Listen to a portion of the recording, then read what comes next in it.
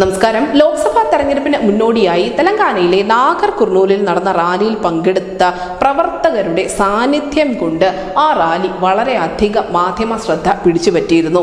സംഘാടകരെ അമ്പരപ്പിച്ചുകൊണ്ട് ആയിരക്കണക്കിന് ആളുകളാണ് ഈ റാലിയിലേക്ക് ഒഴുകിയെത്തിയത്. ഈ ജനക്കൂട്ടത്തെ കണ്ടതുകൊണ്ട് തന്നെ അവിടെ എത്തിയ പ്രധാനമന്ത്രി നരേന്ദ്രമോദിയും സ്വാഭാവികമായും ആവേശഭരിതനായി.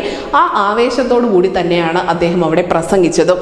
മൂന്നാം ഊഴം മോദിക്ക് നൽകാൻ തെലങ്കാന ജനത തീരുമാനിച്ചു എന്ന് താൻ മനസ്സിലാക്കുന്നു എന്നാണ് മോദി ഈ റാലിയെ അഭിസംബോധന ചെയ്ത് സംസാരിച്ചത്.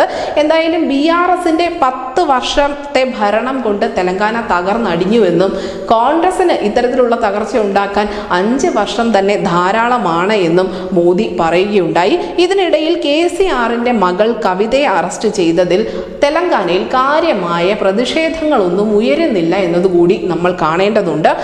ഈ രാഷ്ട്രീയ നിരീക്ഷകർ പറയുന്നത് പോലെ കോൺഗ്രസും BJPയും തമ്മിലുള്ള ഒരു മത്സരത്തിനായിരിക്കും ഇനി തെലങ്കാന സാക്ഷ്യം വഹിക്കാൻ പോകുന്നത്. ഇവിടെ 10 വർഷം ഭരിച്ച BRS ഒന്നുമല്ലാതാകുന്ന ഒരു ചിത്രമാണ് നമുക്ക് കാണാൻ സാധിക്കുന്നത്. വിവിധ സർവേകൾ ലോക്സഭാ തെരഞ്ഞെടുപ്പിൽ BJPക്ക് 8 സീറ്റുകൾ വരെ അവിടെ പ്രവചിക്കുന്നുമുണ്ട്. ഇത് പ്രവർത്തകർക്ക് നൽകുന്ന ആഹ്ലാദം ചെറുതല്ല.